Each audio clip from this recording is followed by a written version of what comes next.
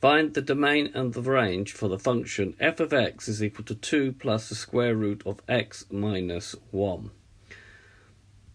Okay, so if you draw a graph, and maybe you could use some sort of software to draw the graph, it will look like this. It will start here at x is equal to 1 and go all the way along here. And on the y-axis, it will output from 2 upwards.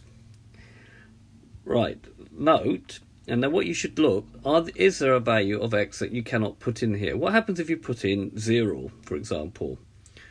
Is that okay? Can you take the square root of minus 1? Now, the answer is obviously no. So, obviously, x minus 1 has to be greater or equal to 0. Cannot be negative. This bit cannot be negative because you cannot take the square root of a negative number. So, x has to be greater or equal to 1. This is why this function starts at x is equal to 1. And therefore, my domain will start at x is equal to 1 and will carry onwards that way.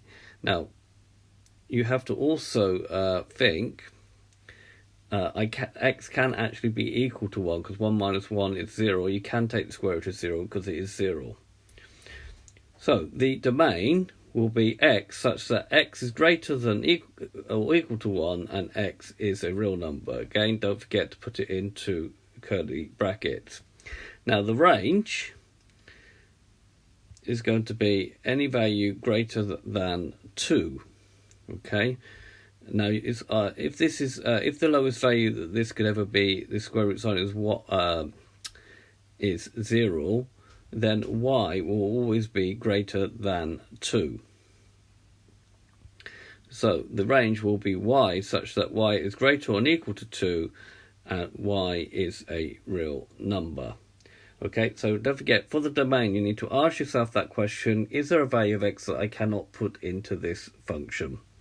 Okay, this has been a video to show you how to find the domain and range of a function that has a radical in it or square root sign in it. I hope you've understood, and I thank you very much for watching.